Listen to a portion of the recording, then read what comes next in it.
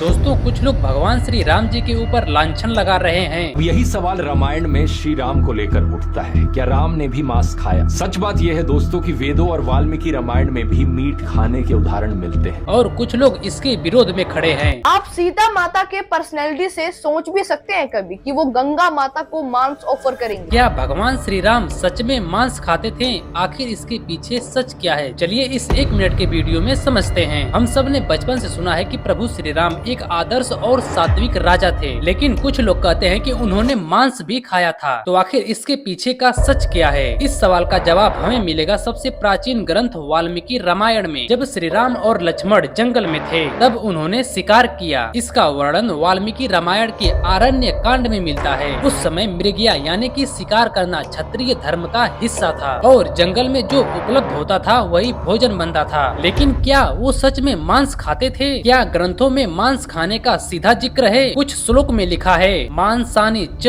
विविधानि भक्ष्यन्तो, जिसका मतलब है कि वे विभिन्न प्रकार के मांस का सेवन करते थे। लेकिन ध्यान रहे यह उस समय की परिस्थितियों का वर्णन है, न कि उनकी पसंद का। अब एक और बड़ा सवाल, क्या सीता जी ने भी मांस का जिक्र किया? सीता जी ने क्या कहा था गंगा जी से? जब सीता जी गंगा पार कर रही थी तो उन्होंने वचन दिया कि वापिस पर वे मांस युक्त भोग अर्पित करेंगे। इससे पता चलता है कि उस समय समाज में मांस का उपयोग सामान्य था। लेकिन आज हम श्री राम को शाकाहारी क्यों मानते हैं? प्रभु श्री राम की छवि क्यों बदली? भक्ति काल में तुलसीदास जी ने रामचरितमानस लिखा, जहाँ पर श्री राम जी को पूरी तरह से सात्विक और आदर्श रूप में दिखाया गया। इस ग्रंथ में मांस खाने का कोई उल्लेख नहीं है। तो क्या असली सच अलग अलग है? अगर हम वाल्मीकि रामायण देखें तो वनवास के दौरान शिकार और मांस का उल्लेख मिलता है, लेकिन रामचरितमानस में प्रभु श्री राम पूरी तरह से सात्विक और आदर्श हैं। इसीलिए सच यह है कि यह समय, परिस्थिति और दृष्टिकोण पर निर्भर करता है। लेकिन हर युग में प्रभु श्री राम मर्यादा, धर्म और आदर्श के प्रतीक रहे हैं। लेकिन गाइस, मैं आपसे कहता हूँ कि जो लोग नहीं मानना चाहते हैं वो लोग यही कारण जान के न माने, और जो लोग मानते हैं